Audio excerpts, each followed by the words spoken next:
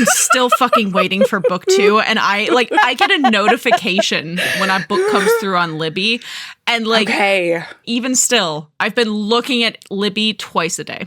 Of course you have. Don't you wish you were a monster? Don't you wish you were a monster like me? I am. Don't you wish you could just skip the book? Don't you?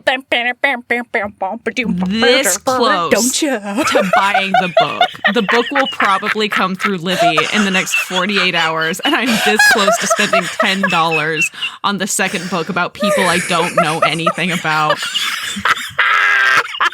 Okay, don't be that kind of monster. I'm Melody Carlisle. And I'm Sabrina Bradley. And this is Heaving Bosoms.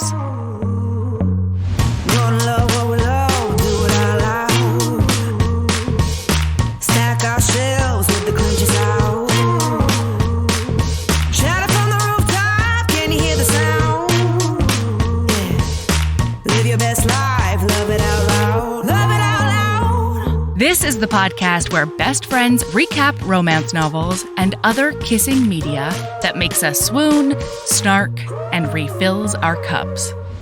Whether you've read the book or are coming in blind, we'll lay bare every delicious scene and revel in the tropes and subgenres that make romance amazing. All right, listener, strap in and strap on. Headphones are highly recommended.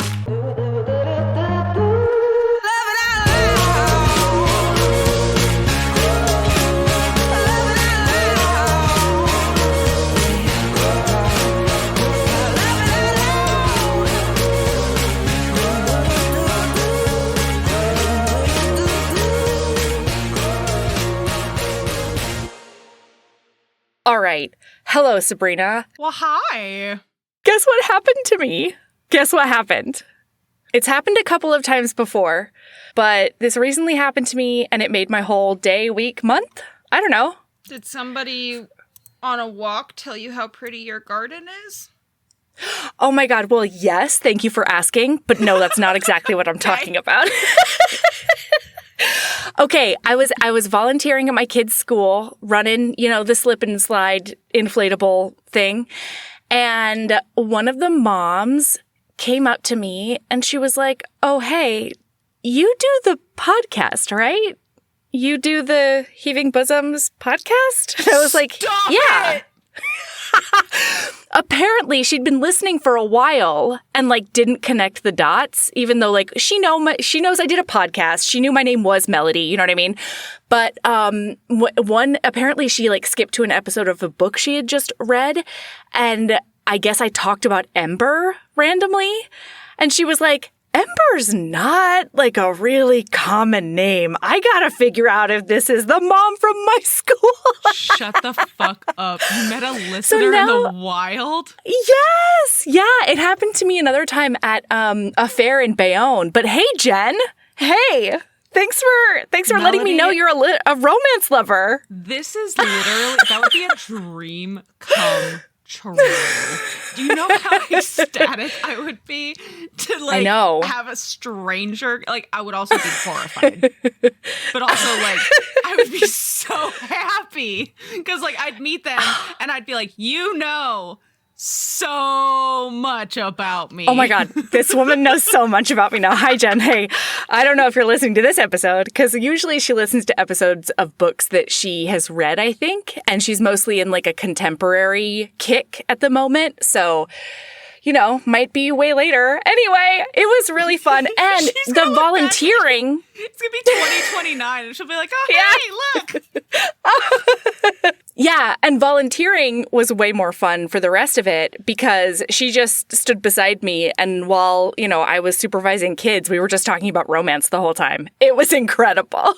Oh dream come fucking true. Oh my God, the thought of being just surrounded by romance lovers, I cannot, oh my God, that just totally reminded me, Mel, as of this recording, less than a month, and I'm at Steamy LitCon. Ooh. So listener, if you are listening, if you're going to be at Steamy LitCon 2024, I'm one of Kimberly Lemming's assistants, so come say hi. Yeah. Give me a hug, maybe. We'll see how I feel. Yeah, if you're into that. If Yeah, both of you are into that. Or if you want a hug. Yeah. Oh my God. Yeah. But yeah, like I just want to be surrounded by romance lovers at all times in my life. Agreed. You know, life's just better that way. Life is always better that way. And I don't know. Okay, so wait, listener, I hope you did your homework and I hope that you at least got this audiobook, okay? Because we've got to just jump right in, Sabrina. So much happens in the second half of this book. The fact that we're going to have to motor and we only have 20 chapters left. Yeah. Good Lord. So we left off like assholes with Annie on Canterbury Lane on her way walking to London, and she realized somebody was following her. Unsurprisingly, it was Robert. Robert, who is gray, who she does not know there's a connection because nobody ever described to her exactly what he looks like, and he won't let her touch him. Also, of note, he did fully just steal a horse from somebody that he knows. For He's sure. like, this is my horse now. Yeah, And so he- I'm commandeering your pony. Thank you so much. So he like rides up behind her, and oh my God, this is burned into my brain because as he's riding up behind her, you can see her freeze. And he's like, ooh, Yes. she already knows that she's being followed from far away. What a good spy. What a good spy. But then he says, not only does she know she's being followed, but then he sees her relax slightly. And he's like, she didn't even turn around and she knows it's me. Like, the competency boner on this man cannot be stopped.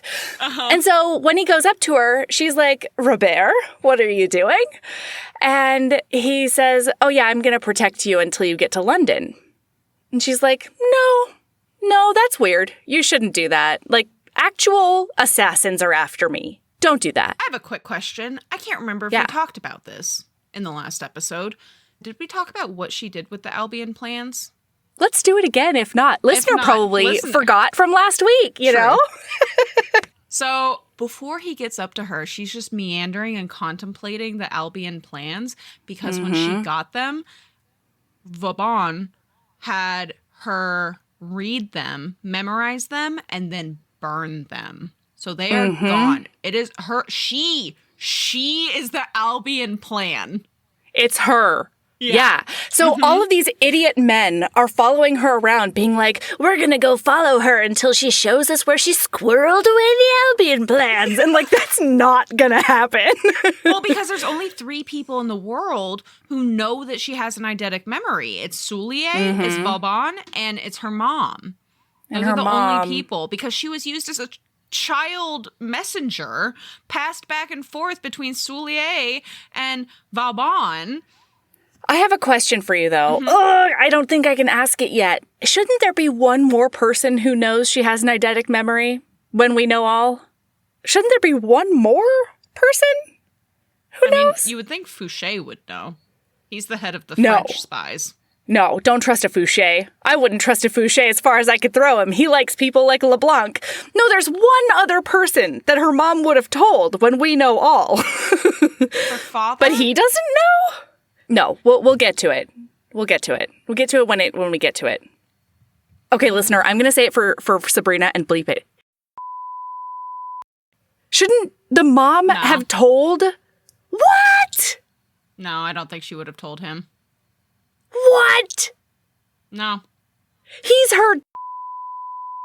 You better bleep that too, Melody. I'm gonna bleep everything. You watch me get my bleeper button out, okay? It's gonna be bleepity. You bleep, bloop, bloop.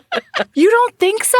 Okay, we'll talk about it later. about it later. But anyway, yeah, so she has the Albion plans in her brain, and he's like, I am gonna protect you until you get to London. And she says, first of all, that's crazy because you're a fisherman and there are actual, like, trained killers after me. Like, way more than one, even. Way more than one. Maybe from, like, a couple of different countries. Like this is serious business. The 3 people you saw in the alley, that is just the tip of the iceberg, my friend. absolutely. And then she's like, also, do you think in that 1795 they knew that most of the iceberg was underwater? What? What? What kind of ADHD non sequitur was that bullshit? Tell me how did you get there? Show me your brain. Listener, before I explain it, if you understood how I got there, I want you to let us know, okay? Please Melody, let us know. make this a video so I can make a reel, okay? I will. Please. I will. So, tip of the iceberg. Most of an iceberg is underneath the water. Oh, you said they are the tip of the iceberg. But I didn't go directly from tip of the iceberg to most of the stuff is underwater because I did think of the Titanic, and then I was like, oh, but that's like 150 years later. It is. Actually, it's like 125 because the Titanic I think sank. that at this point there had been people in like the North Pole, so I bet. But like, do you think these people, these two people? Just like in general, like, do you think it was common knowledge the way that it is now? Like, do you think that the turn of phrase, tip of the iceberg would have been something that would have been said in 1795? God. Look it up. When's the origin of the phrase tip of the iceberg? Look it up. Look it up with your tappy little fingers. You know what, Mel? I'm going to have a moment to complain like the fucking oldest person I can possibly be.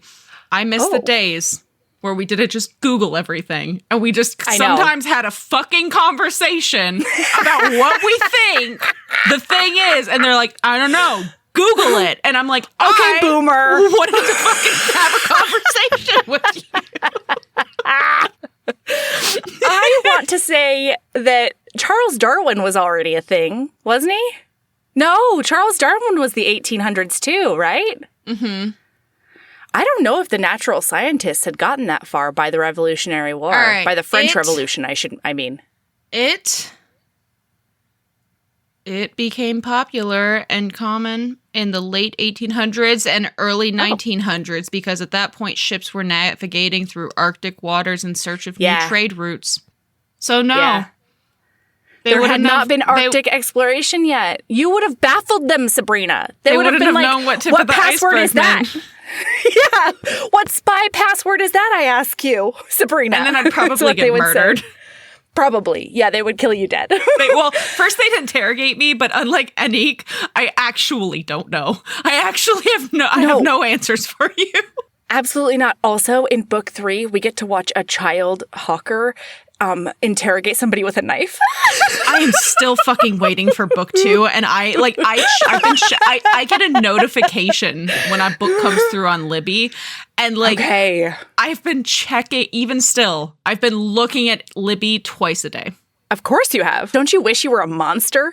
Don't you wish you were a monster like me? I am. Don't you wish you could just skip the book? Don't you? This close don't you? to buying the book. The book will probably come through Libby in the next 48 hours, and I'm this close to spending $10 on the second book about people I don't know anything about. Okay, don't be that kind of monster. Do you see how close? Do you see how close my fingers are, Mel? Do you see how close they are? They're so touching. They're touching so hard that the pads of her fingers are white, even whiter than her whiteness. She has pushed all the blood out of her finger and thumb. They are on a microscopic level. There is a gap.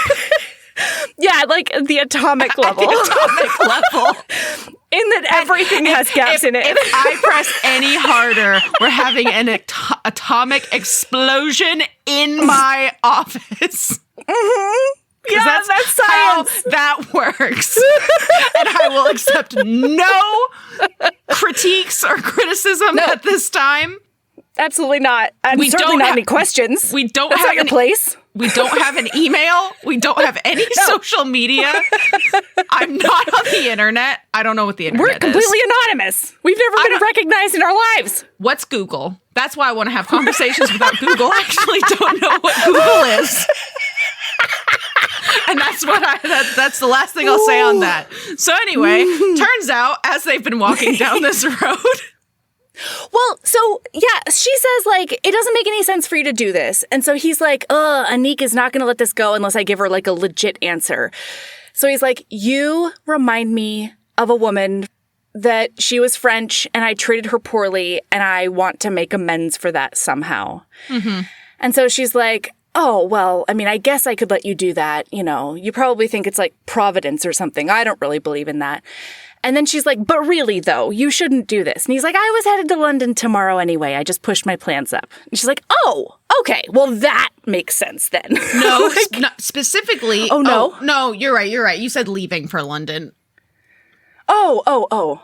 Well, because he's not stopping in London. Originally, his plan, as far as she's aware, is he's going to somewhere just beyond London, but he has to go Somersetshire. Somerset. Somersetshire. It's in the south of the Londons. Somersetshire. Yeah. It's the one. You heard me. Yep, I sure did. So yeah, she gives in. She's like, okay, fine. If you're going anyway, then let's just travel together. So they. Oh, and then she says, I'm not sleeping with you. This is when she does. I'm not sleeping with you. And he's like, I didn't ask you to. And also, why are you so crass? And she's like, it's the language. It's so funny. Sorry, go ahead. No, you're fine. So we kind of zippy zap, and now it's 4 days later. They've been on the road for 4 days, and they've been eating out of bushes and things that they can catch and all of that. And all I could think was I'd be dead. Yeah. Yep. Pretty dead. Yeah, but he just got a meal from like a farmer. He bought some produce off of a farmer. And during these 4 days, we're in her perspective, and it says that he has been telling her his life story as if it was the greatest gift he could give her. And she's like, and with my memory, Robert will be with me forever. Because in these 4 days, y'all, she's fallen a little bit in love with Robert to the point that she's really conflicted because she loved Gray. Like, she just fell in love with Gray. How can she love this other man? What kind of person is she? And she tells him, because she says, when we get to London tomorrow, you got to go. You don't have to protect me anymore. And he says, I need you to go. Yeah. And he says, absolutely not. And then she says, okay, go for me, right? Because you know that I desire you, right? And he's like, yeah. And she's like, I know, just ignore my stupid body. It's like a weird thing that's happening. And she tells him about how she's conflicted about him and Gray. She tells him about Gray. She says that, well, the funniest part is she's like, yes, I fell in love with a man in France who... You remind me a little bit of him, the way, like, you just remind me a little bit of him, but he must be older than you by 8 or 10 years. He must be significantly larger than you. He's also an asshole. He's ruthless, she says. And she tells him that she feels like it's a moral failing that she cares for two men this way, especially so swiftly. Then, before the conversation can continue, bang, bang! Oh my God. Gunshots. An assassin comes out of the fucking brush. A bad assassin. Yeah. I mean, it's dark, and those weapons are so old. It's like a musket situation, you know? Yeah, it's one of those situations where I'm more afraid if you're aiming at me, I'm more concerned about the person next to me than I am for myself. Or the one shooting it. Or the person who's shooting it. I want that in a book where, like, some fucking person shoots a gun and it backfires on them. Oh, yeah, God, that'd be awesome. It explodes in their face. Yeah. So they roll away from the fire immediately because they're both badasses. And she, like, launches herself onto the grass, but she's in this dress and she's in this field and there's no cover. And so she's rolling away and he shoots again and misses her again. And then she flips over and throws a knife. But at the same time that she throws a knife, we hear another bullet go off. And it's Robert Gray. Thank goodness. Graybert. Gray Bear.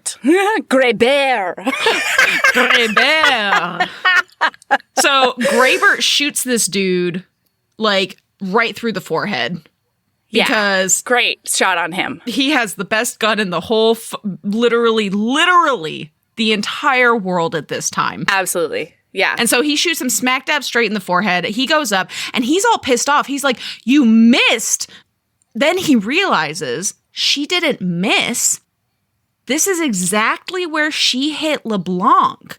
And he's like, he looks at her and he says, Anique, when someone has a gun pointed at you, you aim for the throat, not his arm, not his knuckles, not his bloody toenails, his throat. Do you understand that?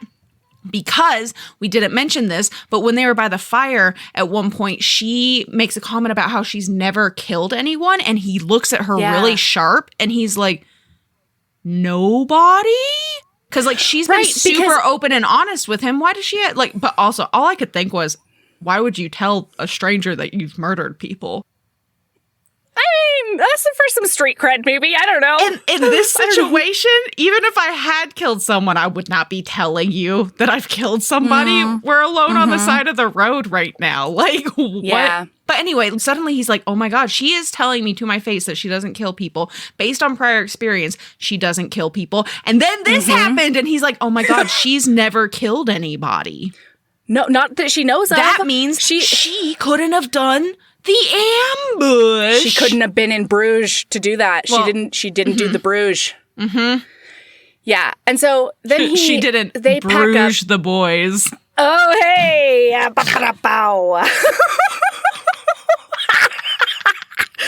Oh my God. That was so fucking, that's the stupidest thing I've ever said.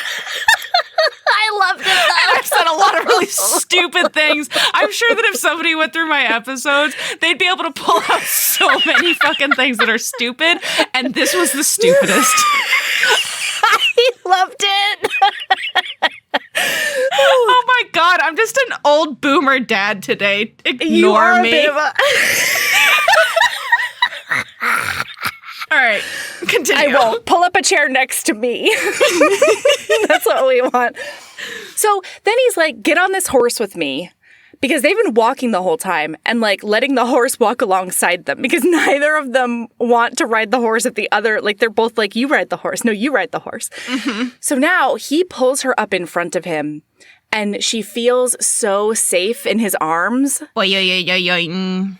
I mean, boing, right? Like, and then they chat for a while, but then she gets really drowsy and yeah, she goes to sleep. What do they chat about?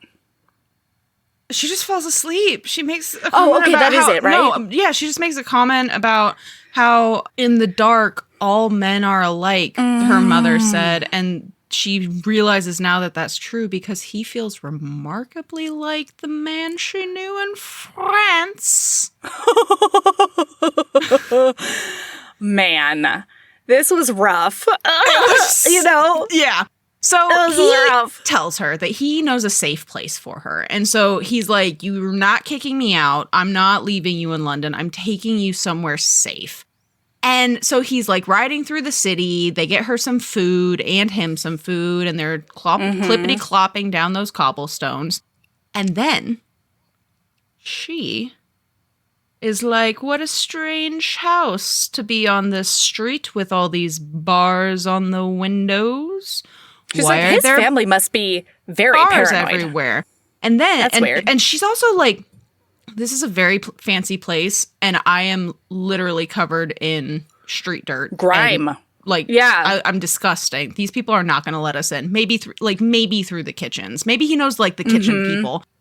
But they ride up right up to those front steps, and he walks up those steps and knocks, and then a little boy answers the door. Actually, not a little boy. A teenager. Yeah. He's like a high schooler. Yeah. And they walk in and he's walking differently. He's holding her very tightly, like, or not tightly, but securely and like marching her ahead of him. And she says, Robert, I do not like this. I do not want to stay here. And he like pushes her through the second door that also has 3 locks on it. And then somebody talks to them and says, we expected you a little bit later. Everybody else got back safe. Also, Galba wants to see you immediately. And she knows that like, she's at 7 Meek Street, the home of the British service. Run! And then she's like, wait, that means that the only person who could be standing next to me, touching me, who I've been traveling Gray. with for the past 4 days is in fact Gray. And she notices that his entire demeanor has changed. He seems like a soldier now. He seems He's like a head remote. of security, or Yep. head of Spy times. Spy boys. Section of the spies. Yep. Spies. Yep. Section times. Yeah.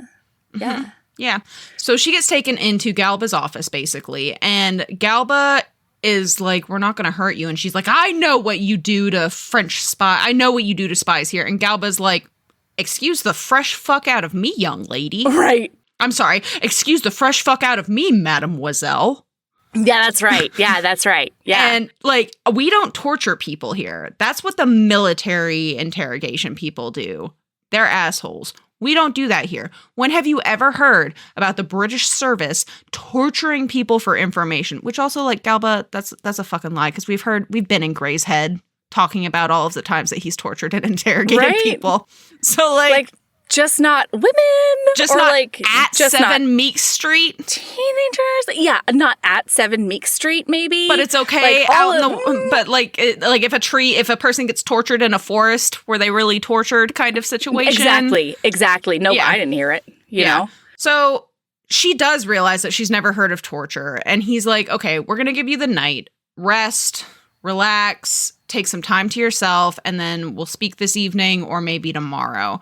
And then Gray takes her to her room. No, false. How dare you? False. Go fuck yourself. Here's what happens, everybody.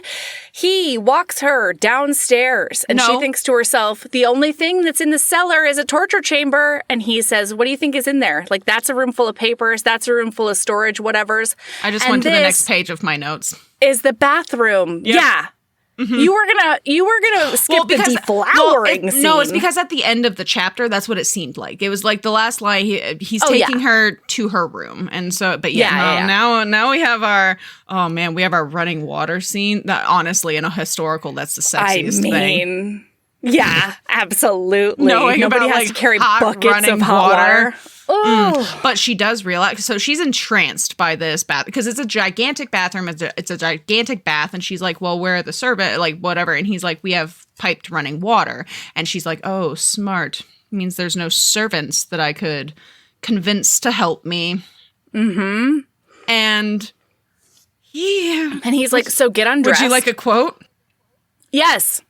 So the quote comes after that. So he says, "Get undressed," and she's like, "No, I'm not doing that in front of you, or period." And he's like, because she looks at him and she says, "You're not real. Mm-hmm. You're not real. I just spent 4 days with an entirely different person. You are not real." And he says, my name is Robert something Gray Thurbottom. Fordham. And he Fordham. Sorry. I like Thurbottom better. My name is always a bottom. Why is that? Because you're obsessed with bottoms, Melody.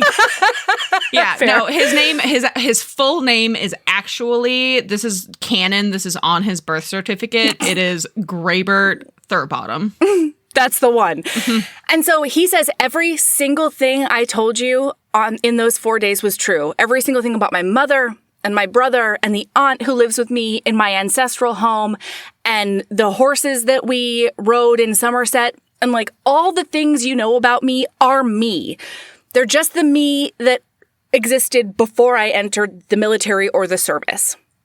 And so she's like, okay, well, swoon, ? Hard. And then he's like, get undressed. And so he starts helping her get undressed. And she says, why Continue. are you doing this? Why? And he says, taking your clothes off? Desperation. Madness. If you take a good look at me, you'll see I'm about to break apart.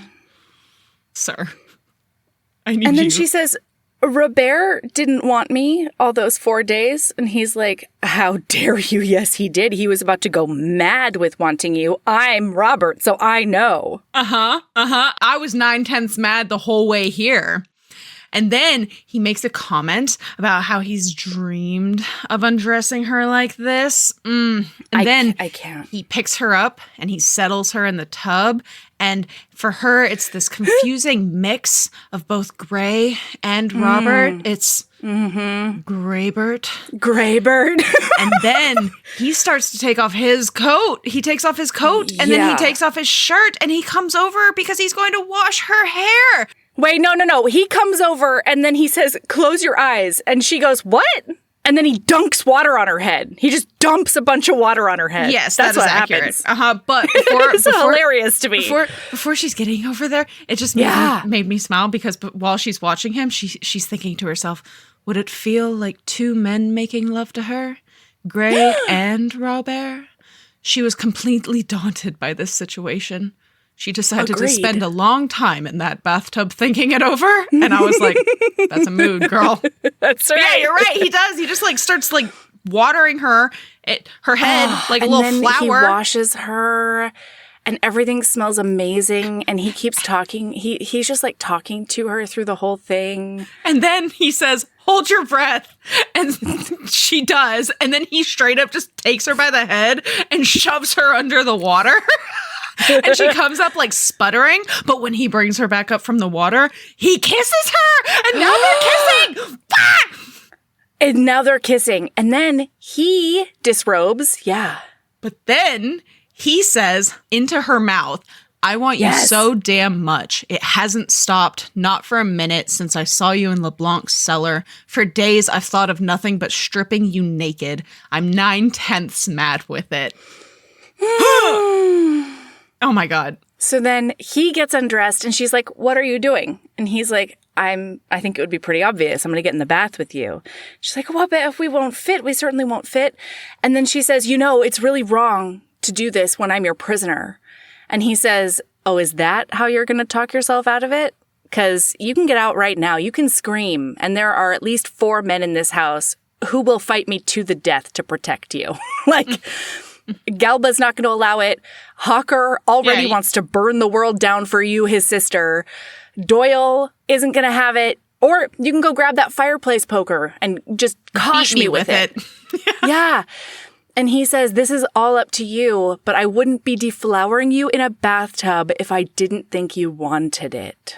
And then he picks her up. She lets him pick her up and settle. He lays down in the bath beneath her and then settles her over him, and she can feel his throbbing shaft.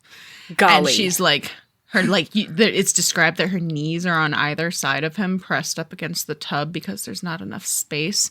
And then he's waxing poetic about how lovely she is. And then I don't know who said what, but one of them says, this is not wise, not for either of us. I know. Oh, you know what she said? She said, this is not wise, not for either of us. And he says, I know. We're about to be very, very stupid. And she says, we should stop. And he's like, you do that. I'm not going to. And then tell them. She sits up and decides that if she is going to be deflowered, she's taking charge of her own surrender. And then she gets up on her knees and she plops herself right on that dick. She just impales herself yeah, go ahead. Keep going. Say what you're going to say. I don't know if this is a hot take or not. I feel very gaslit by this book because allegedly it only hurts a tiny bit, but water is not actually lubricating. It doesn't feel There's also lubricating. Been very little. We didn't go into the foreplay, but that's partially because there's very little foreplay in this scene. There's zero foreplay other than them talking. And don't get me wrong, and making out and grinding on each other a little bit, but that can do a lot of work. But and water, the idea that has soap in it, and you just bathed in this water. That's all I could think about. You just had a bath in this water. Sure, agreed. You're right. However, what the fuck? That would hurt so badly. I mean, I don't know. Anytime I have attempted penetrative sex in water, all it's done is wash away my lubrication.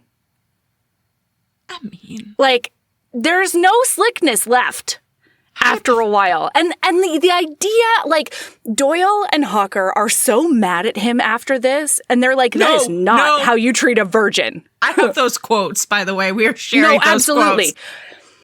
But I do have to tell you what happens after she plops down on that dick. Because he's like, good God.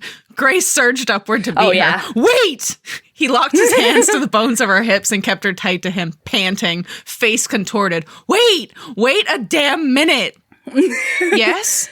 And she says, She held most totally motionless, stunned past thought. He sucked in a tremendous shaky breath, and men like to be prepared for this sort of thing. He held rigidly still, savage with need, shuddering with laughter. You'll be the death of me, woman. Does it hurt? And no, she shook her head. Yes, not exactly. It feels different. I imagine it does. And then, don't move, or this is going to be remarkably brief. Yeah. Oh my God, it's so good. Well, but then she's like, you can't hold me back. Wild horses couldn't stop me. Mm-hmm. And she goes for it. They both come. He's touching on that clit. And, yep. I just disagree. I just don't think it could have happened this way. I hope it did. Whimsy. This is the perfect time to whimsy, Sabrina. You're right. So then he leaves her in a robe on a couch in a random ass room to sleep it off and like locks her in and then goes upstairs to chat with the boys. Well, then he gets out in the hallway and Doyle is leaning against a wall outside of the hallway and he says, there's 19 beds in this house. Doyle was waiting for him, leaning against the wall, arms folded across his chest, his ugly face set in lines of amusement. If you count the cots in the back of the kitchen. None of them's good enough for you. You do it in the bathtub. God's cat. It's hilarious. And then Hawker, please share what Hawker says, because I need it.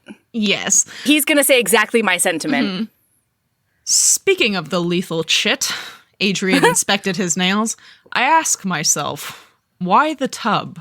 She's agile as a little eel, of course, but you don't want to go taking the first poke at a virgin in a couple of feet of water. Makes them nervous. With a virgin, what you do is pick a flat spot. Dry for one thing. Soft if you can manage it. Then I can do without your expert advice on deflowering virgins. Gray felt his face get hot. This isn't a topic for discussion. Doyle slid a lazy glance. You've been told off, lad. And, an edge came into Adrian's voice, you don't leave the girl to sleep it off alone. You stick around to be there when she wakes up. Accurate. Yes. What the fuck, Gray? Aftercare, Gray. It's not just for BDSM. Yeah. Good fucking God. I just love that both anyway. Doyle, I love that everyone knows. They're like, oh yeah. Oh yeah. Obviously they dicked down in the fucking bathroom. Well, so then Galba is like, we have to convince her to tell us everything. Yeah. Specifically, they go up there and Gray has he's with Hawker and who's Flower? D-Flower. Anyway, he's with Hawker and Doyle and they go into the library and he's like, I need you to find these two specific books. They go find the books. Yeah. They're exact quotes of things that were said while they were on the road. And he's like... that he initiated and then she finished. English books, specifically. Right. And then, on top of that, he has realized, and I didn't even think about this, but the reason she went from Dover is because she has the map in her head of how to get from Dover to London. And this is when Gray realized, he's like, he never had to give her instructions once she hit Canterbury Road. She knew exactly how to get to London. And he's like, she has an eidetic memory. And they're all like, well, and then as they're talking, he's like, not to mention that Adrian's like, there's no fucking way she did Bruges. And Gray's like, I know. And Adrian's like, and another thing, wait, you know? And he's like, yeah, I know she definitely wouldn't do that because not only did I see her not kill multiple people who had just made attempts on her life, but I watched her see the farmhouses that would be burned down if Napoleon invades. He's like, she's being tortured by having these Albion plans in her head. We just have to figure out how to get her to give them to us. So that we can take basically it off of her shoulders and Yeah. put it So on that somebody else can make the England's. decision, essentially. Right. Yeah, so this is late. We zippy zap, and now it's dinner time. And there's a military guy who wants her ass right now. He's going to torture her and get the Albion plans or whatever else. And he has to come to dinner because that's how you fight your enemies in England right now. Yeah. So, especially among the aristocracy and the fancy people. So they go to dinner. She borrowed some clothes from Maggie, and she is, even though she and Gray just Doyle's wife, who we meet in the third book. So sorry. Hello. she is still convinced, even though she and Gray just made sweet bathtub love, that they're going to interrogate and torture her. So she's like, why are they giving me these nice clothes? So they go to dinner, and on the way, she's like, I hate that I love you, and I am going to go find myself a rom boy, and I'm going to fuck him until I don't feel like this anymore. Yeah. And then he's like, but you're going to sleep in my bed tonight. And she's like, yeah, I'll sleep in your bed tonight. No, he asks specifically. And he says this. He doesn't demand. He asks. This is true. And she's like, I might sneak into your bed later. And he's like, but the hallways are so cold, you know? Maybe if you just started in my room to begin with, that would be good. And she was like, yeah, you're totally right. So they go to dinner, and they make a big show of introducing her to Doyle and Maggie, the Earl of Schmurtelberg. Wait, Tell before me. dinner. Okay. So this is before they go to dinner. I thought they were on their way to dinner. No, they haven't left the room yet. And so she is like, we are like, I'm still your prisoner. I'm still like, you're still my jailer. And I can't believe that I'm playing the whore for you still. And he gets mad, and then he gives her a taste of what it's like with him as a jailer instead of just her lover. And she is so shocked because he comes right out and he's like, I know you have them in your head. I know you remember everything. And of course, Tell me about then them. she denies it, and then he lays down all the proof that you and I just talked about. And her courage breaks, and then he feels bad, and he cuddles her up, and he's like, I wasn't going to scare you, and I didn't mean to, and we can just talk. You don't have to tell me the plans. You don't have to do anything that you don't want to do. And then he's like, I feel bad that we made love because now you're doubting yourself. You're doubting your beliefs, what you like, everything. You're doubting your feelings about us? And now it's dinner time with Colonel Asshole. That's the one. Yeah. And so he wants to just take a knife to her, you know, maybe a mallet of some sort. He's really itching for it. And they're like, no, that's not going to happen unless she wants to. And then Galba looks at her and he's like, would you like to go with this man? And she's like, for sure not. Absolutely not. I would much prefer to stay here. Thanks. And then they're like, okay, I know that you're probably thinking about figuring out how to escape. And she's like, well, one does wonder about things when one is by themselves. So he's like, great, take her over to the door and explain her situation. Because you are very, very smart, but you're young and you're underplaying your importance in the game right now. You don't understand the magnitude of your existence right now. So Gray's going to go show you. And Gray points out no less than 5 spy organizations, 1 criminal organization, other dudes that are just like, could I ransom her? ? Everybody is on this street and they want her. And so they're like, yeah, we've really stepped up security. And if you leave, one of these people are going to get you. And then she's like, okay, well, you've scared me enough. And the colonel finally leaves.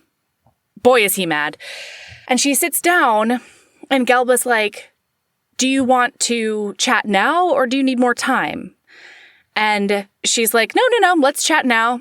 And they're like, yeah, but you haven't, like, they notice that she hasn't eaten anything or drunk anything. They don't notice until she says.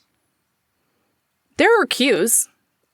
Like, they watch her. Oh, maybe it's from her perspective. It's from her perspective that she's not eating or drinking anything. Yeah, you're right. Like at dinner, You're she's right. pretending to eat.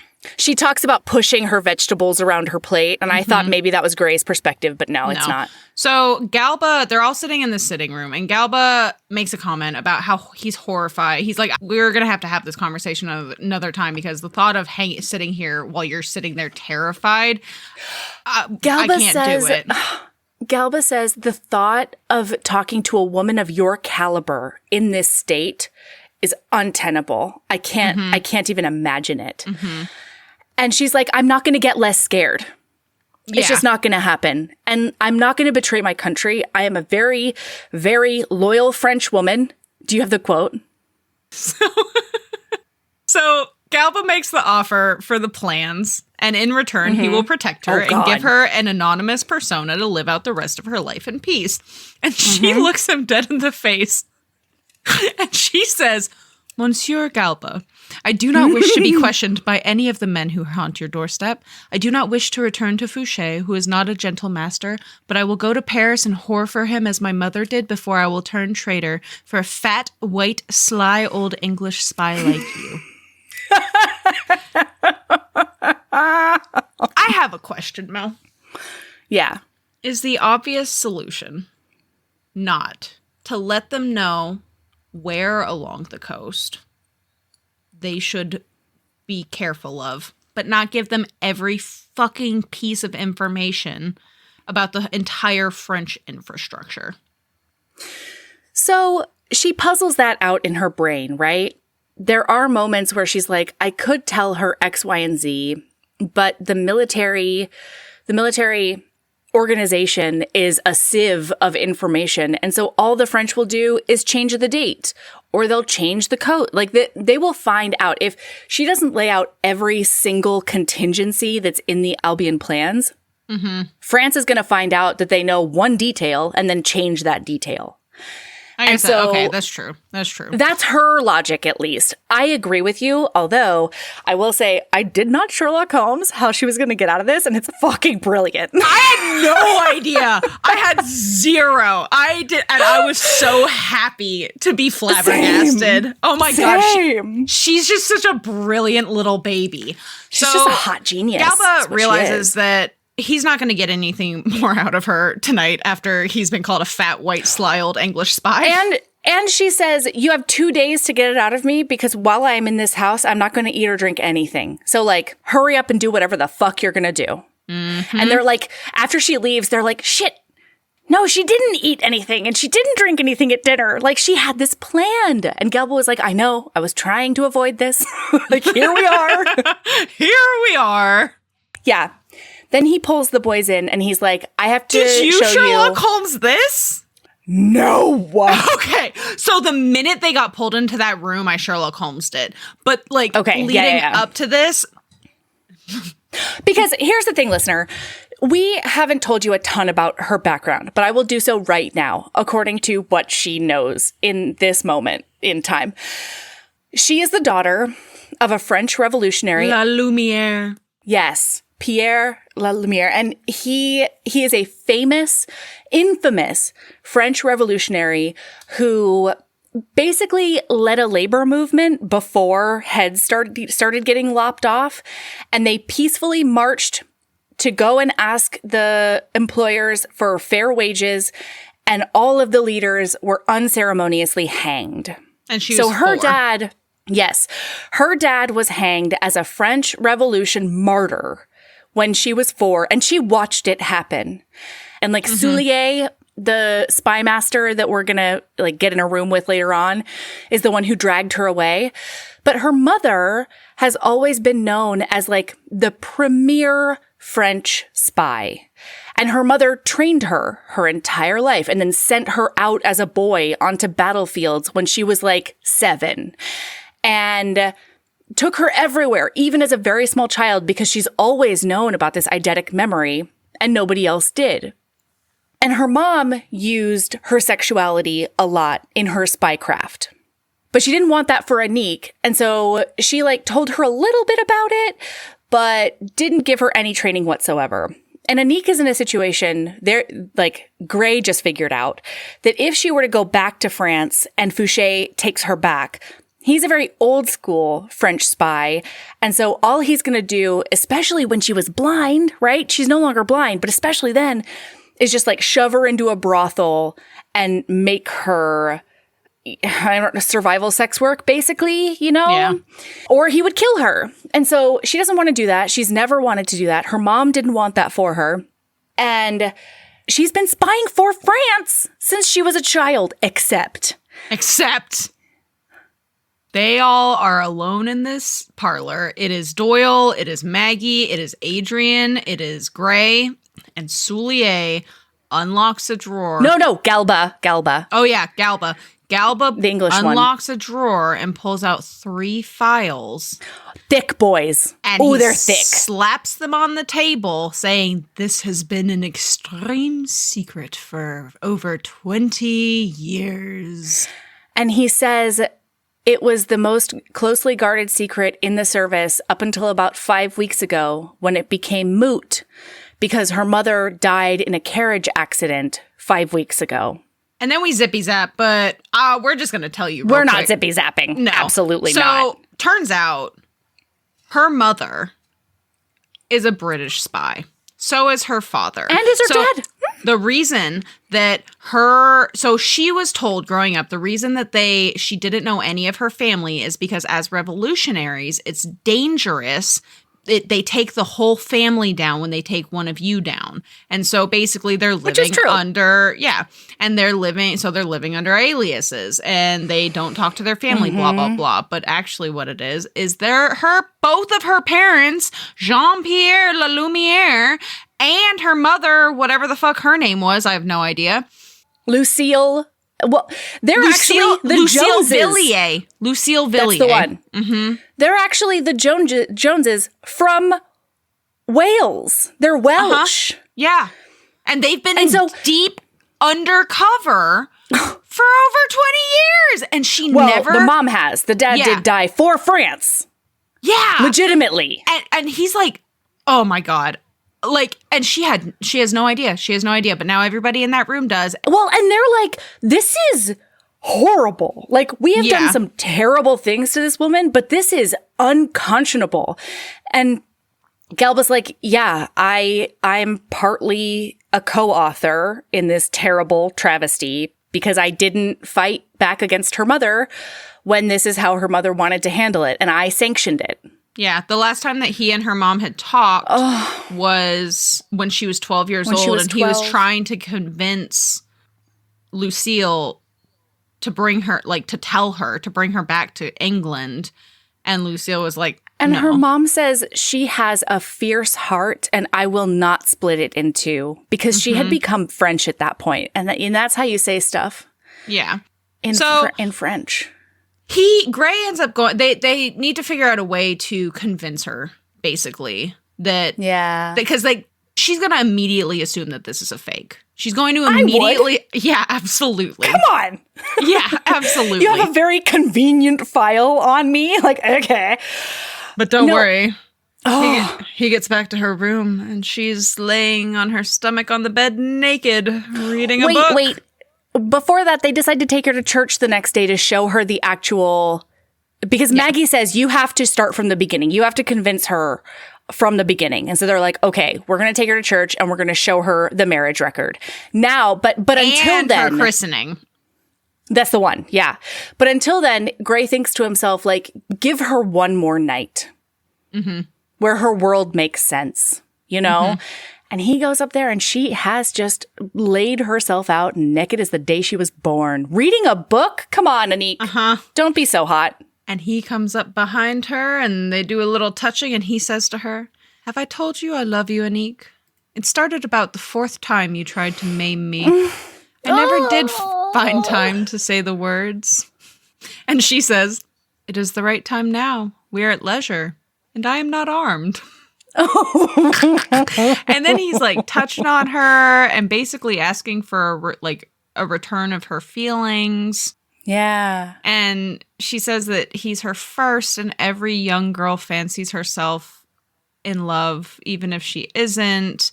And it's very sad. Even if but also, even if she goes on to bed 70,000 men. And then he says, yes. And then he says, 70,000's a lot. Maybe I can convince you to settle for a few less.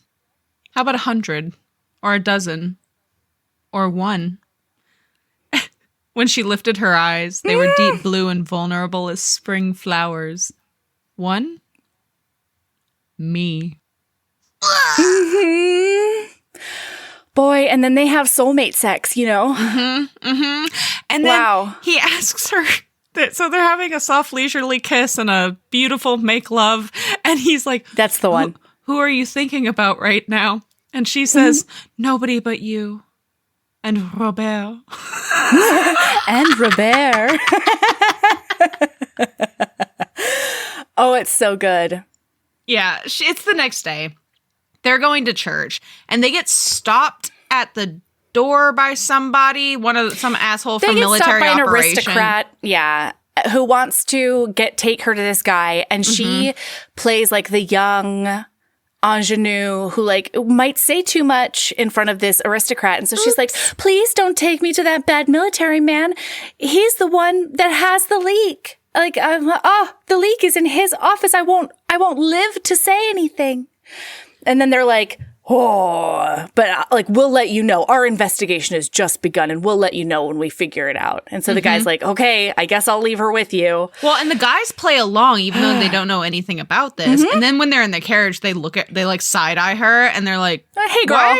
Why did you say Reams's office is the one spilling the secrets? And she's like, in her head, she's like, I can do a little tiny treason as a treat. And so she does confess that there's a man in Reams's office that has been bought by the French. And everyone else. And everyone else. And it's Reams's brother-in-law. So in one fell swoop, they have not only gained useful intelligence for the hires up, but they can now find the proof that will just like seal Reams's fate. And he can't be a horrible dickbag anymore to anyone. Thank goodness. Yeah, so after the service, because they do actually go to church because, that's where they kept records at that time. Right. And so they go to this after the service, the priest shows her the marriage certificate, or not the marriage certificate, they don't have certificate, like the marriage record, and then also the record of her christening. Did you notice, did you clock that when they were sitting down, she was like Hawker's in the back and Gray's by a door or whatever. And I guess I'm just going to sit here and I'll sit next to Galba and play his granddaughter. Nope, because that's how he's been that, but the minute you started her. So she has accepted that those aren't forgeries. They can't be forgeries because the ink is dry and the paper's old. And so on their way back to the house. Now she's spinning. She's like, who's Welsh? Nobody's Welsh. I may as well be a lobster. This doesn't make any sense. And Galba's like, I'm Welsh. And she's like, well, yeah, but you're English too. Like, come on. And then she starts thinking to herself, like, holy fuck, that means A, I'm not a bastard. And B, I thought my dad was like Basque or something, because now she remembers hearing her mom and dad speaking a language that she's never heard again. And it's Welsh. It's Welsh. Oh no. And so when they get back to the study, Gray shows her all three of the files, and she realizes that, so what has happened here is everything she had ever sent her mother sent to Galba. She sees I'm going to cry. I'm sorry. I'm already a little bit emotional because I'm in the middle of this Widow and the Orc and it's very angsty. But all three times I read this whole section, and like when she talks to him about it, I like could not keep it together. But she sees the letters in her file that she sent to her mom, and she recognizes like her 12-year-old handwriting. And and her world is just crashing down on her. She's having this mega identity crisis. Mm-hmm. And she was so close to her mom. Like, they had this relationship that she thought was unbreakable. And it was, but she just can't fathom that her mom was lying to her for literally her entire life. Mm-hmm. Oh my God. Yeah. And so then Grace says, she's crying. Yeah. And Grace says, we have to tell you one more thing.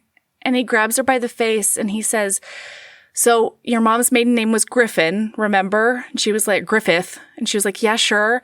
And then he says, Galba's name, his last name is Griffith.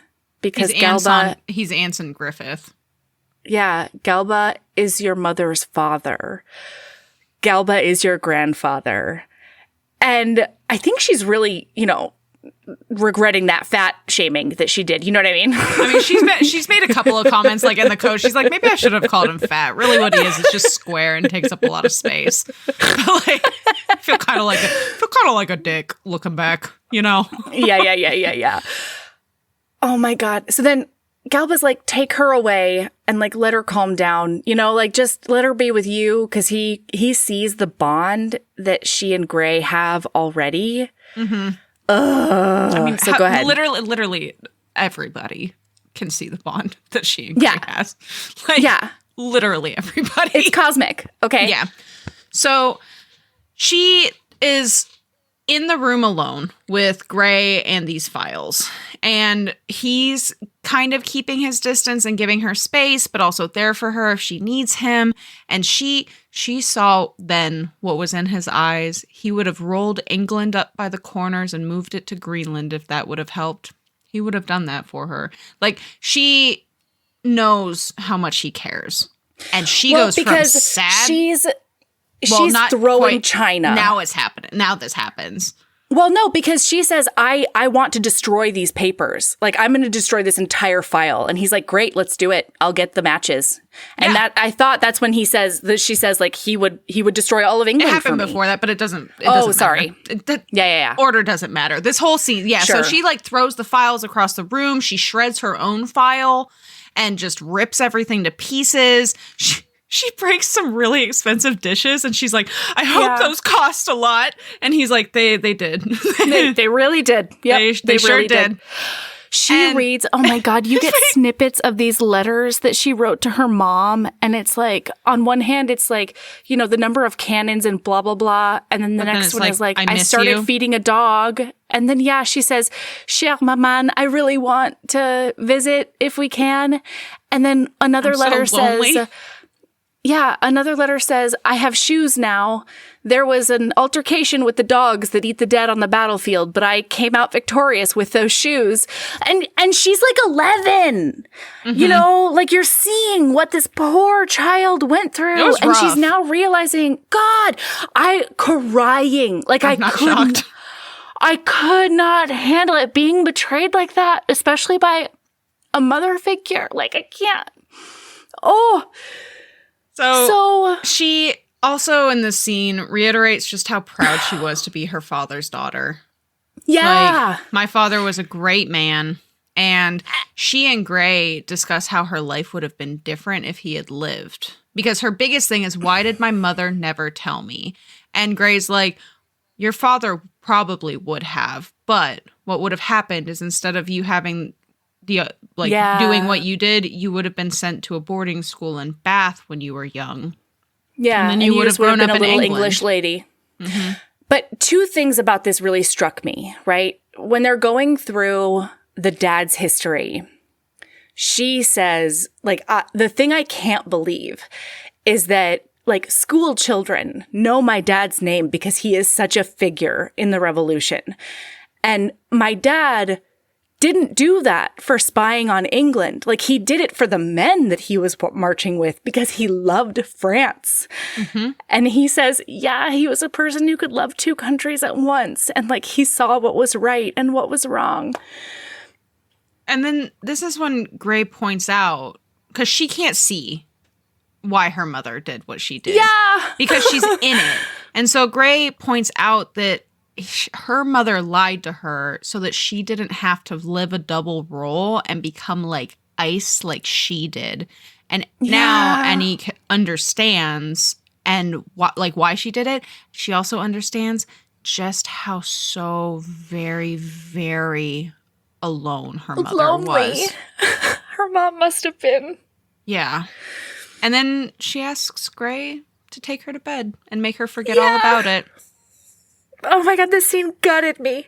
Also, of note, this is a happy note. She has a nightmare in bed, and when she wakes up, she remembers that her mother killed every fucker that killed her father. That's and right. I was like, fuck yeah, Lucille. Fuck yeah, you did. So Gray, this is like 2 weeks later. Okay, so Gray is out on an errand and she's worried about him, and Galba's trying to distract her. They've been playing chess. He's also started teaching her to play piano because she needs to play catch up because she is an utter failure at the womanly arts. Yeah. And she's like, I don't know why I play this game. And he says, well, Anik, you play because I ask you to. Mm-hmm. And that's just who you are. Mm-hmm. And then she's like, I always lose. Yeah, Grandpère, I think that you're just being cruel because you know I'm bad at this game. And he's like, why can't we play cards? And he's like, well, because sometimes you would win at that. And I don't want to handle, I don't want to do that. Mm-hmm. Yeah, because Galba's already decided she's part of the British service. She's a British spy now. And he has decided to take her out of the out of what she's been doing and put her into politics. It's time for that. Like, this is why she needs to learn these skills, blah, blah, blah, blah, blah. I loved this too because Galba was like, I can't understand how she can be so vibrant and so essentially her in all of her mannerisms and her ideals and all of these things and still be a good agent. And so he thinks to himself, she's never going to be head of section, you know? But we can definitely use her elsewhere. Yeah, so they get back and Aaron went, well, yada, yada, yada, but bada bing, bada boom. It goes sideways. There's a big shoot 'em out going on. There's she notices a carriage is slowing down outside the house. And Maggie is in front of the window and she's immediately like, Maggie, get down, because they've been keeping her away from the window because of snipers. And Maggie manages to get down, but like this entire townhouse is getting shot to fuck. Mm-hmm. Maggie even catches a bullet across her scalp. There's glass everywhere. It's a nightmare. The bullets just keep coming until finally Galba, Giles, and Maggie are put into a safe room, aka just a room in the middle of the house. Yeah. Because it's 1795. And Gray leaves her to protect them. Gray goes out, shoots back at them. They leave. He comes up to the door and he's like, don't shoot. It's me. And then he comes inside. And it was beautiful because he doesn't treat her like a civilian. He comes up and cradles her little face. And he's like, are you hurt? And she's like, not terribly. And he's like, okay, good. And then just leaves and goes to work on some other stuff. And then takes care of the rest of the shit. And she's like, oh my God, he treated me like an agent. That's so hot. That's exactly what I am. He left me to guard the head of the entire British service with just a knife because that's how badass he knows I am. Mm-hmm. And the people who sent those guys was LeBlanc, unsurprisingly. Yeah. So later that night. And yes, they're in bed. They're cuddling in bed. I can protect you if you just tell me what's going on with LeBlanc. And she's like, no, I'm still not going to do that. Uh-huh. And this entire time, she's thinking about they only have an hour or two left in her. Like, she's thinking that in her head. And then he tells her a little story about if he had seen, like, if they had met in a different life, he would have met her at a May Day celebration and danced with her and made love to her on the forest floor and would fall head over heels in love with her. And he's like, in this fantasy, would you stay or would you go? And she's like, I'd rather just go back to dancing. Can we just go back to that part of the story? Can we talk about that? And then he goes, I mean, the forest floor sex is pretty good though, right? Don't you think? That's a pretty good part of the story. It was so cute. And then she thinks to herself, says, I love you. What she says to him. Yeah. Please tell me. I will tell you a truth, Gray. What I have for you is love, deep to my heart. Only love could hurt this much. I wanted you to know that. You're saying goodbye to me again. I wish you'd stop that. I'm not going to let LeBlanc get to you. And then they just snuggle up and lay in bed. She waits until he goes to sleep when his breathing changes for a while. Bad bitch. This was bananas. This escape was bananas. In so many different ways. She walks out in just her shoes, right? Yeah, she's fully naked. She's only wearing her shoes. And she's carrying the rest of her clothes. No, she's not even carrying. She's carrying her shoes right now. She's not even wearing her shoes. She's not even wearing her fucking shoes. They would make too much noise. Yep. So she figures out a way to get back into the room that got all shut up because she saw only has 15 minutes to do this whole thing. Oh yeah, because she knows Gray's going to wake up and like reach for her. So, And so she goes back into the room that was mostly shot up because she remembers seeing a shotgun blast against one particular bar more than once. Times. Yeah. And so she goes and she's like, that's my best chance. I'm going to lever that bar out now that it's loose. Snicky little girl. And then she's going to octopus her way out of there. And so she does. Specifically throws her clothes to the floor on the ground outside, and then throws her shoes outside, and then butt ass naked squeezes through this grill on the window, like bleeding. Yeah, because she's going so hard, she's getting like road rash on her ribs and stuff. She cut her hand with glass. Like it's just a nightmare. And then she jumps and tucks and rolls into the middle of the fucking road. That's also covered in glass. And covered in glass. And she's naked. And then she's like, well, gotta get dressed real quick. And so she does get dressed and she puts on her shoes and then she starts running and she escapes all of the spies. She escapes the British spies. Dodging and ducking. She escapes those villain boys. She does all of those things. And then she lets the French spies catch her. Yup. And she's taken to Soulier. And it was so cute because he's like, oh, La Petite, please come in. And she's like, oh, Soulier said it as if I'm not flanked by 2 armed guards. That's so nice of him. Aw, it's like old times almost. Except I'm definitely under arrest and there is definitely a kill order on my head. Good talk. So he treats her to good coffee. It's like 3 a.m. He treats her to good coffee and some goody, tasty little treats. And he just looks at, and they're just talking. He's like, I'm not getting up to greet you. I'm an old man. Come sit by me. Come talk with me. And then he's like, and he says, what have you been doing? Fooling around with an Englishman. Yeah. He says, tell me why you crossed all of France into England with the head of section. And tell me why there are rumors that you have made him your lover. And wait, just ruminate on it for a bit, like what, just think about the story you're going to tell me and maybe you'll even tell me the truth. Who knows? So she does tell him the truth. She answers what she can. Yeah. And because she can't tell him what happened the night of the ambush. No. And then bang, bang, bang, LeBlanc is here. And he comes up and demands her. He's like, Fouché has a kill order on her. That's my agent.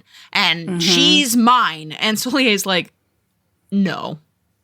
You came here without being called, causing a whole ruckus and a lot of hassle for me. You just shot up the British intelligence heart in daylight hours. And then, knock, knock, knock. Gray is here. Well, so hold on.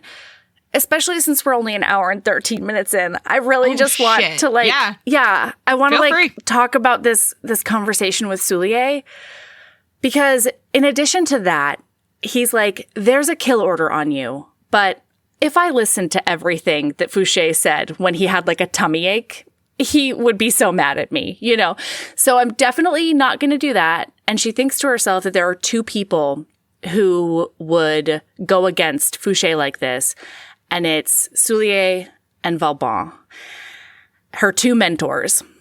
And then as she's talking to him, he's like, okay, you have been under the British service for a couple of days now, and so I need you to tell me what you have told them. Because listen, look at me right now. every man breaks. There is nothing that you can say to me right now that I can't fix and get you out of.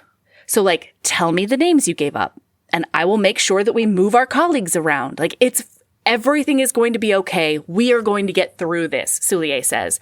And he's like, and after that, you're going to go back to Fouché and it's going to be awful and you're not going to like it, but you will live. And like, you'll do the work in the brothel for a year or two until he's not mad at you anymore. And then we'll move on from there. So he's really, I don't know. He was just such like a father/grandfather figure in this conversation.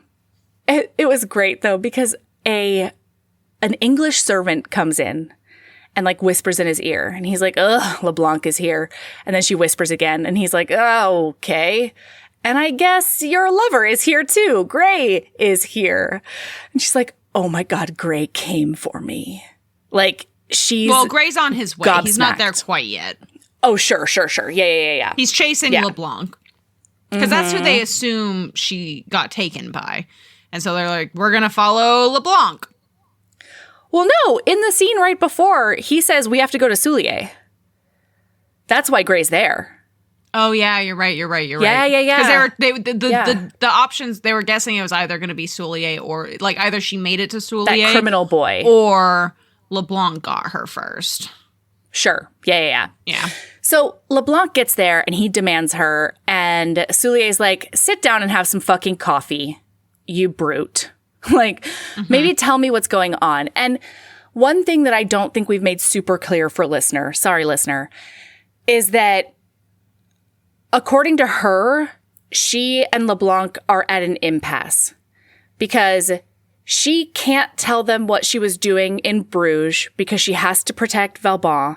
And LeBlanc, like, can't let her tell what actually happened. And so he knows that if he kills her, she'll die with the knowledge, but he also doesn't want her to find out that Valbon died like 2 weeks ago or something, because then she has no reason not to tell all about LeBlanc. So in this conversation, to be clear, listener, we still don't know this right now. I am very confused at this point in the book. I wasn't. She was saying the whole time that she can't tell because she has to protect Valbon. I didn't understand what she was protecting. I did not put together the pieces as to what happened in Bruges. Oh, I hadn't put together the pieces, but I figured I knew out she was at this protecting point. Valbon. And we knew that Valbon was dead. We did know that. And we knew that she didn't know because all the conversations that had been had about Valbon were like, you know, not around her very specifically. And she's thinking, I still have to protect him. So yeah, we know all of that. Yeah, but I don't know what she's protecting about him. I didn't tell listener that. Oh, okay. We don't know that yet. Okay. Yeah. I didn't tell listener. Come on. You don't know shit, listener. Yeah. Buckle up, bitch, because it's a lot. You're just going to stay in the dark until we decide to shed some light. Unless you took our advice and you read this book before this episode. And then good job. You know, you take excellent advice. For your sake, I hope that your gardens are watered and all of the books were available on your Libby or Hoopla at the same time. Truly. Yeah. And you're staying hydrated, I hope. That's the greatest wish that I could have for you today. Yeah. On this day. So Gray walks in. And at that point, LeBlanc is like, the fuck are you talking to me about being treasonous by coming over to England without any orders? You've got the head of the GD spy agency walking into your personal office. You're just like, what, BFFs now? And Soulier's like, hey, bud, it's a weird day. You know? Like, Gray and I have known each other by face and by reputation for years, and now we're just gonna have a little chitty chat to each other's faces because you made it weird. Back off, LeBlanc. Yeah. Back off, dude. And so Gray walks over to her and he picks her up by her lapels and he lays a kiss on her. But more importantly, while he's kissing her, he slips her a knife. And at first she's like, this is the most romantic thing that anyone has ever done for me. Yeah. But also I'm a little concerned that he's slipping me a knife. what the fuck is about to happen? Yeah, what's going on? Exactly. So as they're talking, Soulier tells Gray, like, you can leave her with me. She's with her people now. And you can rest assured she's going to be okay. I'm not going to fulfill the death order. And Gray is fighting him. And Soulier is like, hey, I really need you to get this because there are 3 people in her life that would protect her to the death. 2 of those people are dead, her mom and Valbon. I am the last one standing, and I take it very seriously. And then she goes, Valbon is dead? And then LeBlanc sees this, the shock, and then a shot rings out. Where do you understand the logistics of this scene regarding the shot? He shot her? No. Where did the shot come from? Boy, he shoots. So LeBlanc shoots at her. He does try to shoot her. That's what I'm saying. But it goes right there over her head and then into the wall behind her. Yeah. She can see the circular pellet hole in the wall behind her. No reference to a gun going anywhere or flying anywhere or anything. And no. But, so it's from her perspective. And my understanding was that, like, they talked earlier, she specifically talked earlier about when she lost her sight using the rest of her senses, right? And so since she got her sight back, she still has a lot of those like heightened senses. And she can feel like a shift in the room or the energy or whatever. And I feel like she moves at the same time that Gray does. And Gray like pushes his arm up and then just tackles him. And there's like 3 other guards in there. Yeah, so now it's a brawl on the floor. Like, Gray and LeBlanc are going at it. They're punching, they're kicking, they're rolling around. And biting. They're gouging eyes. They're pulling hair. Like, it's rough. And then those other 3 guards do grab LeBlanc and haul him up, and they're holding him between them and now he's subdued. And now she's like Soulier's like, what were you about to say? Yeah, he says, speak. And then she said, LeBlanc says, she's everything she says is lies. And he's like, all she's really said is that she wants to murder you dead. And I don't think that's a lie, buddy. Yeah. And so she confirms. She says, Valbon is dead? And Soulier's like, yes, he died, 6 weeks ago or whatever. Because it was right around the same time her mother died. Because they were killed. Yeah. You're right. And she says, well, then it's time for the truth. So, yeah, because, I'm sorry. Right before this, the reason she was going to attack him is because she puts together that her mom's carriage didn't just, like, fly off of a fucking cliff out of nowhere. Like, it was sabotaged, and it must have been sabotaged by LeBlanc because, A, she was supposed to ride out with her mom that day, and B, even if she didn't, he thinks there's a good chance she would have told her mom, which, like, she wouldn't ever. What happened to you? I am drinking a bubbly sparkling water in the flavor pineapple. Mm-hmm. I don't know if this has always been this way or if it hasn't. Mm-hmm. Actually, you know what? This is my lady love. I'll tell you about it later. Okay. The look on your face, like the delighted surprise on your face was very fun. Oh, okay, my cheeks hurt. So then she's like, all right, if I don't have to protect Valbon anymore, now I can tell all. So apparently she says Valbon is the one who stole the Albion plans. Yes. And he is the one who was going to sell it to the British, not for the money, but because he became incredibly disillusioned with Napoleon and the fact that his 2 sons went off to conquer Egypt or whatever with Napoleon and then died of like dysentery after the battle because Napoleon left everybody in Egypt to come back and like have parades and shit. Mm-hmm. Yeah. And the reason that he was selling them, he would have given them to the British. But the reason he's selling them is because if he did it that way, nobody would suspect that he was the one who had done it. And then this is when, so LeBlanc, it turns out, had gotten wind of this, and he wanted those plans. And so he did kill those British soldiers and spies who were coming to buy the plans. And steal the gold that they were going to give to Vauban. And so he killed them, stole the gold, showed up at the place that Vauban and Anique were, and demanded the plans. And Vauban was basically like, get fucked, dude. I don't have we're not giving you the plans. I don't have them. Like, fuck you. You'll never get them. But now Vauban and Anique know what Blanc was doing. And so they had to die. Well, and more than that even, she makes it very clear, because Soulier is like, if you are working under orders from Vauban, then like, we can protect you from this. And she was like, I wasn't, like, he didn't tell me about any of this. He planned this all by himself, and I was just there to do my normal, like, I'm going to tell you when the British show up, and like, I'm juggling in the town square and, figuring out where everybody's staying and everything. Well, and specifically, Vauban did not tell her what to do with the plans. He just gave them to her. But she was coming to England with them because she knew that that was what he would want. And she was still on the fence. She was still like, do I give them to the English and like give away so many military and strategic secrets that like thousands of Frenchmen could be killed for decades to come?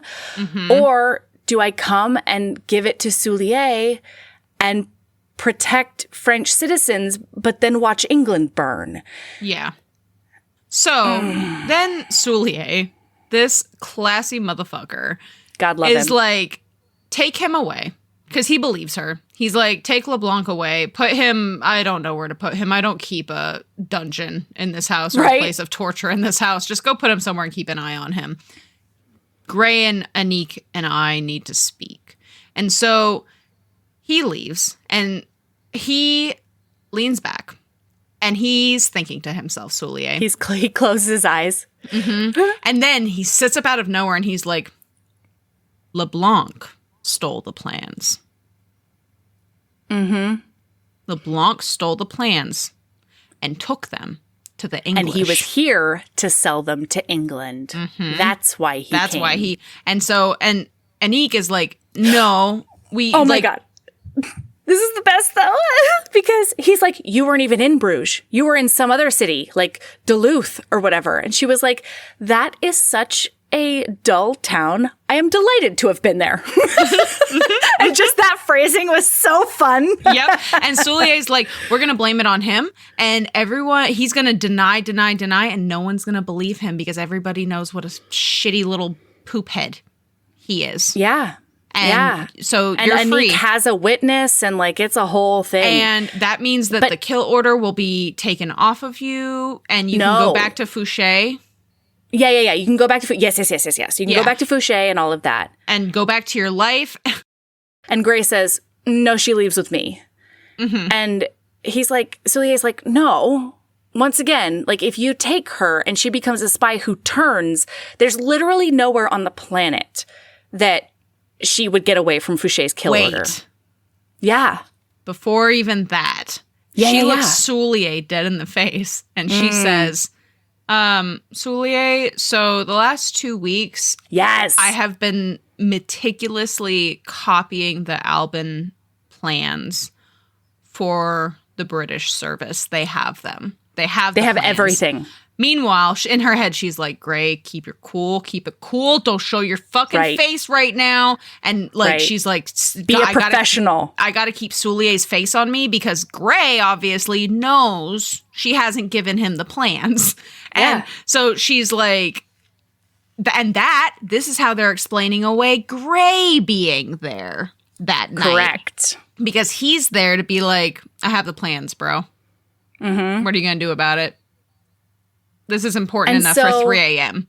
And Soulier is like, fuck, this is the one thing that I can't save you from. I can't save you from mass traitorness. Right. You're going to die. And Gray's like, well, we'll take her. And he's like, no, she'll die either way. Like, this is no. And then Gray says, she's ours. She's always been ours. And this is when Soulier looks at Gray and goes, so she's not the only foolish one. I thought it was just a silly little girl with her first infatuation, but you love her too. Yeah. Gray's like, and he's like, no. Well, so like he admits to Soulier that like, yes, he has big feelings for her, but he's like, no, her mother was ours. And this like breaks Soulier's brain because he's known her mom for like 30 years. He was her lover at a couple of different points. Like he was a little in love with her too. Yes. And so he's like, wait, he looks at Anique and he says, all that time when you were a child, you were a double agent? And just by the look on her face, he's like, she can't lie to him about that. And then Soulier's like, but wait. And Gray's like, yep, so was La Lumiere. And Soulier's like, fuck, nobody can find that out. We can don't ever say that in this house. That can never leave your mouth again because he is one of the most important He's a figurehead. figures in French history that would implode the country from the inside out. You can't do that. And then he's like, well, the kill order's off, Anique. You're free. And she's like, what? Which is like wild to me. Why wouldn't this make her extra super dead? And like, I know that the reason from the book is like, we don't kill each other's operatives. The reason is he's not telling Fouché. Or he's going to tell Fouché, but like, he's not. The reason the kill order was there is so that she wouldn't spill more secrets. But guess what? She has no secrets to spill because her mom already spilled all of them. So, like, there's no point in killing her. They've been spilling all the secrets the whole time. That's what they've been doing. Yeah, so then Anique and Soulier say goodbye for the last time. He's like, he says, we can never we can never interact again. Like, we'll never see each other again. Now that we're enemies. Don't let me see you now that we're enemies. And she says, I'm going to miss you, Soulier. And they leave. They get into a hackney. And Gray decides to stop in like the middle of the street. So wait, hang on. They're in this hackney. And he whips out a baggie of gold fucking doubloons. Oh, yeah. And plops it on her lap. And he's like, this is for you. And she's like, what? And then he's like, stop the carriage. Stop the coach. And then they get out and they're by this park and he waves the carriage on and he says, you finished what you came to England to do, so I'm letting you go. You're free. Yeah. And she says, you're letting me go? And he's like, yeah, you're free. And her heart shatters. Because she was just a job the whole time.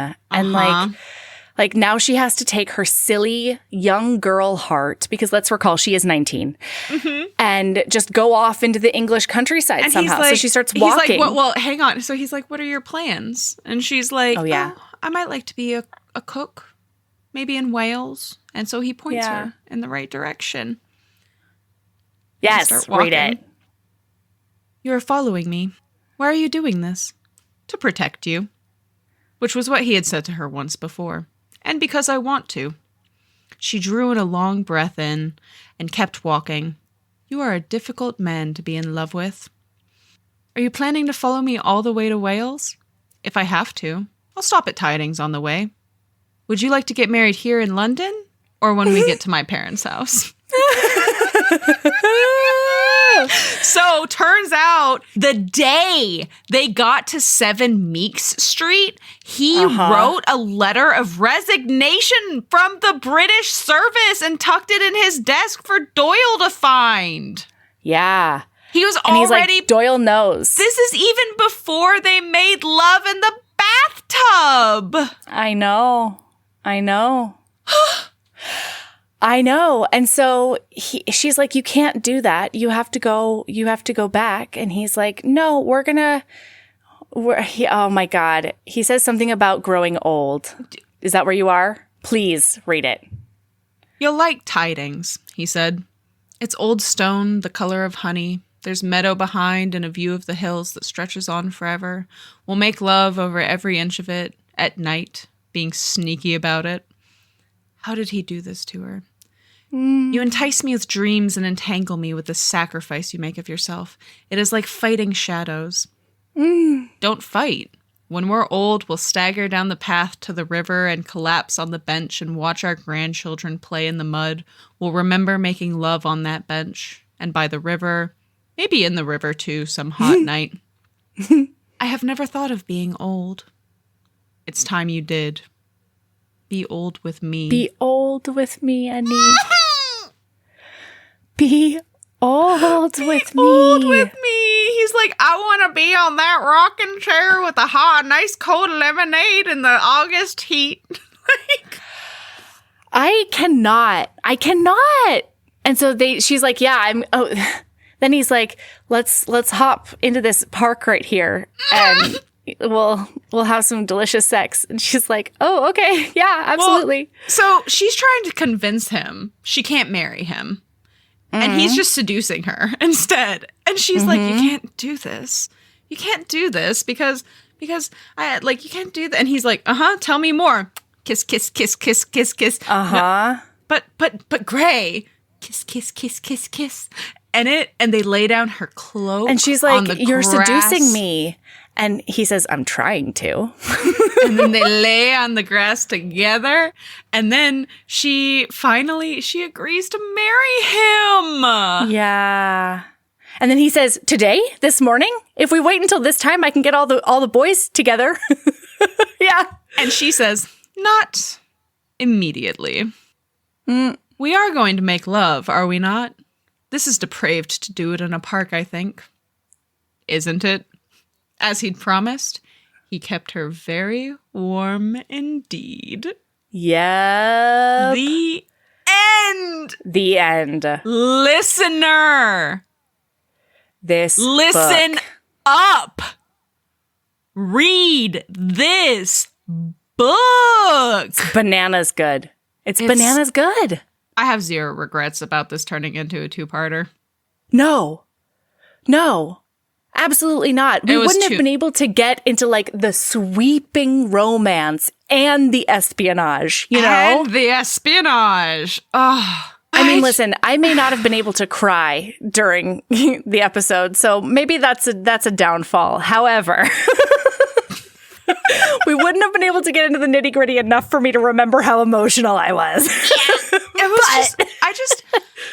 Oh, God. I really need whoever has the second book to just give it back. Especially since you know that they've read it and they're just not hitting the return button. They're just waiting for it to auto-return. That's what's happening. I will say, so like I said last episode, my toxic trait is that I went and took out literally the last 4 books in the series immediately. And there's only 1 copy of each. But the difference is I read books at an alarming rate as I am constantly reminded by people. The difference is that I do that and then I go into Libby and I fucking return it. Usually I read it and it is literally the first thing I do because I go in to download the next book and add it to my Kindle immediately. And so I'm already in Libby and I'm like, you know what a nice thing for me to, you know what I'm going to give the world today? You know what my act of kindness is today? Yes. It's returning this fucking book. Yeah. ASAP. So that whoever is on pins and needles waiting for it gets it right now. And then, do you know how I'm repaid? You know how I'm repaid? With this bullshit. Some asshole out there has a second book and they're done with it. And you know what? I hope that they're looking at Libby right now and that 2-week hold on the 3rd book. And I hope that I hope they learn today. They're like, damn, I really wish that person would read that. They're probably sitting on the other side of this going, man, that asshole has this book and they've already finished it and they're just going to let it auto return. Well, you know what? I'm here to tell you. Return your fucking library books when you're done reading them. Return them. That is an official Heaving Bosoms pod stance on the world. That's right. When you're done with a library book, That's return my it. lady love. Return your library books on Hoopla and Libby. Just hit, it's so easy. You don't have to go anywhere. Just hit that return button. It's even easier than leaving us a review on Apple Podcasts. You know what I mean? Which, like, you could totally go do that. You could totally do The that. I don't mean to make this about bribe- me. The 5-star bribe is still active. So, like... And it makes my day anytime I read a new review. And so if you love me, you could go do that. And it makes my day when she screenshots them and sends them to me. Yeah. Although I will say, there's been a lot of days made lately. You and I have been sending a lot of picture messages and just, like, happy-go-lucky, giddy stuff That's back true. and forth lately. So, That's like... true. But, like, also, like, I'd be giddier with a fun But we'd review. be professionally giddy. You know what I mean? Uh-huh. Uh-huh. Yeah. There's different areas of giddy. Okay. So anyway, what's your lady love It is... that she discovered on the pod? I already knew. I knew I had a lady love today. I already know. had one. And then this one just came out of nowhere. So I drink a lot of flavored seltzers, okay? Pineapple bubbly is my favorite by far, but I'll have to take a picture sometime. Right now, it's the only flavor in my fridge, but usually, and part of that's because I'm like kind of preparing to move. Like it's not right here, but it's close enough that I'm not stockpile hoarding things like I usually do. I usually have at least 5 different flavors of seltzer in my fridge at a time because I like it's like it's what I drink. If it's not a Monster in the morning or like a Coke for lunch or like a coffee or something like that or a tea. I drink a lot of tea, but it's seltzer. I don't drink caffeine, especially now after I've started some new medication. I don't drink caffeine past like 11 a.m. Well, recently I noticed that Bubbly's tab on their cans changed. And I guess my lady love, if I'm gonna make it a little broader, is, so I've always called them happies, right? Like little things that make you smile. They're happies. Or like a little present. It's a happy. Like things like that. And just really embrace those happies and just let it make you giddy, right? And notice the little things, because I looked down at my bubbly and the tab, I don't know if it'll it says, Hi, you. hi you. And That's adorable. I've been drinking this new tab, like this new, because this is a new tab. It used to be a silver tab, and then it turned purple, and I just didn't really notice it. And then all of a sudden, I think it's because you were talking, and so I was listening to you, and so I hadn't taken a drink yet, and so I was just kind of like, but I was planning to take a drink, and so I was just kind of like staring mindlessly at my can while I listened to you for a second, and then all of a sudden I was like, Oh, hey. hi, you. Yeah, the tiny little whimsical novelties. Yeah, just like it's just a little happy. And it made, live on pod, it made my fucking night. That makes me so happy. Oh, I love it. Ugh, marketing teams strike again. I know, they're diabolical geniuses. They are. Hi, you. If you're listening, whoever came up with that idea, I love you. You should get a raise. Yeah. Oh, yeah. You deserve a huge raise. Tell them to email us at heavingbosoms@gmail.com. I will personally email them back and tell them you deserve an extra $40,000 a year. Yep. Or you reach for the sky. You know what I mean? Yeah. You know what? Listen to Melody. Reach for the sky. Pie in the sky goal, and maybe you'll get an extra $40K a year. That's the one. Yeah. Yeah. Yeah. Ask for $1 million, settle for 40,000. There you go. All right. Keep being a badass. And what was the thing? We went off on a tangent about a thing. We went off on a couple of tangents. Oh, love yourself and love yourself as much as you love. Oh, never mind. That's grim. I was going to say not crashing into an iceberg. That's fucked up. That's dark as hell. It's been over a century later. Leave me alone. No, it's fine. There's a motion picture about it, okay? Love yourself as much as you love Google derailing your boomer conversations. Love yourself as much as you love having a goddamn conversation instead of Googling that shit. Goodbye. Goodbye.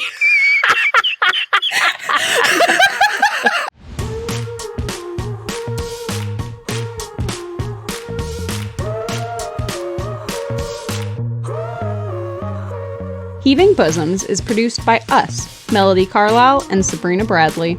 Editing is done by Melody Carlisle. Our theme music is by the incredible singer-songwriter Brittany Fonts, and our art is by ultra-talented author Kate Pryor.